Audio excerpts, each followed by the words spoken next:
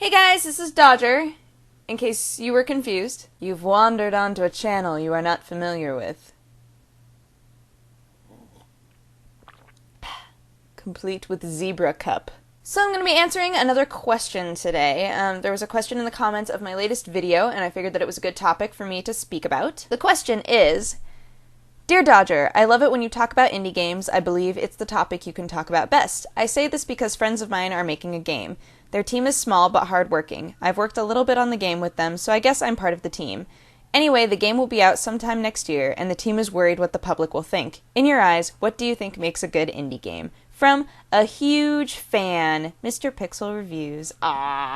So, I love indie games, and I don't think that that's a secret. But first, since there's so much controversy around it, let's just define what an indie game is. So an indie game is a game that is made by an individual or a small group of people without any sort of large company financial backing. So no company like Microsoft or Sony or anything like that is coming to them and giving them money and saying, here, make this game. The part where people try to make it muddy is saying that if a small group or individual happens to make a game and then goes to a company like Microsoft or Sony and says, hey, I would really love for this to be on the PlayStation Network or on Xbox Live.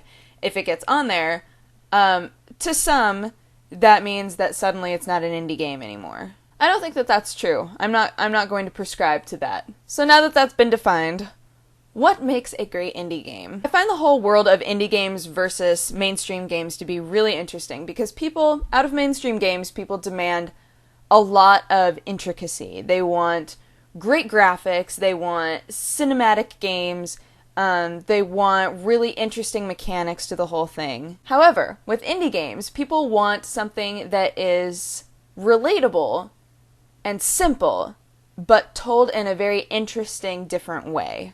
If there's a storyline involved, can you take a standard heroic tale and tell it with nesting dolls? It's interesting how duplicitous the demand is. Like, I want something very specific from this side, and I want the complete opposite on this side. The indie game world is rough, man, especially since so many people are really interested in them now, and they're being made so readily available. So as a roundabout way of getting back to the question of what I think makes a great indie game, I would say what I think makes a great indie game is something simple. A simple idea that can be expanded into something that no one's played before. If you start off convoluted, your game is going to feel convoluted.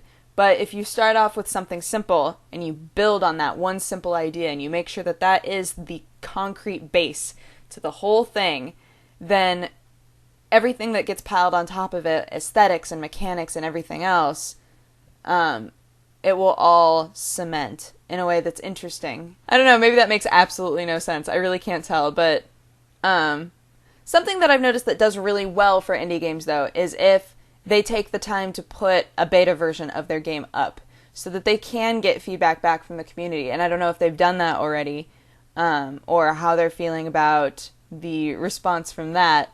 But I think that that's always a really good idea. I think that it's always great, especially through the internet, because that anonymity is there, so people are willing to say, like, I didn't like this game, versus, wow, this game was great. I think that putting beta versions of a game, or even alpha versions of a game up, and letting the community respond to it so that you can make the necessary changes is always good. Now, all of this is not to say that if you were to make a game with an intricate story that it wouldn't do well, because I think that it absolutely could. Unfortunately, the community is going to be much harsher on an indie developer that doesn't adequately tell a storyline than a large company that doesn't adequately tell a storyline. As an indie developer, since you are relying so heavily on this game to do well, you need to make sure that the storyline is very clear, that it unfolds in a way that makes sense, and that any confusion that a player might feel at the end is planned. Now, if this is some sort of like a puzzle type game, puzzle games tend to do really well if they're set up in a way where the learning curve isn't too extreme. I guess bottom line is that you're not going to know whether or not people are going to enjoy this game unless you start asking the people that you're marketing to. If you have the ability to put up some sort of a beta version and let people play it, that's awesome. If you don't feel comfortable with that, contacting specific people and sending them the file and saying, hey, I would love it if you could play this and give me some feedback, always a good idea. But in the end, it's like, indie developers right now are being lauded for innovation. So go big or go home, I guess. Make big choices, make scary choices, but make sure that the game in itself is a simple idea with a storyline that makes sense, or if there's no storyline at all, then just make sure that the learning curve of the game and the mechanics of the game are clear and they're clean. And I don't see why it would fail. All of this is a really nice lead into something that I actually wanted to tell you guys about anyway, which is that I've started a new Gmail account called pressheartgames@gmail.com. Any of you viewers who happen to make video games, if you would like for somebody to play the game and get the word out about your game, I've created this email account so that you can send your games to me, and hopefully I can start a segment that is entirely based on me playing games that my fans have made. I've gotten a ton of messages from people, like, throughout the entire time that I've had this show, of people asking me to play their games, and sometimes I wind up losing the message, or I'm very all over the place. So I think that this would be the best way to do it, have just a completely separate email account. I would love for you guys to send me your games. I would love to help you guys out in that way, because I think that a lot of really great games are being made and played right now.